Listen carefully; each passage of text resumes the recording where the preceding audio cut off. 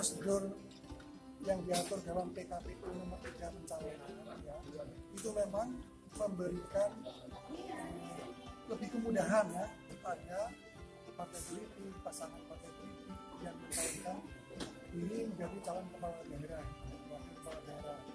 Tapi bertahap gitu loh. Jadi kalau misalnya ada syarat calon yang belum memenuhi syarat, itu bisa diperbaiki. Nah, gitu.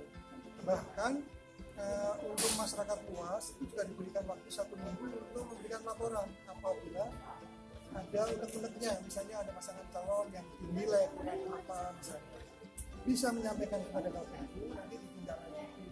Tapi intinya kalau dari segi persyaratan kan ada 2, persyaratan pencalonan dan persyaratan calon, dua-duanya bisa diperbaiki pada masa perbaikan.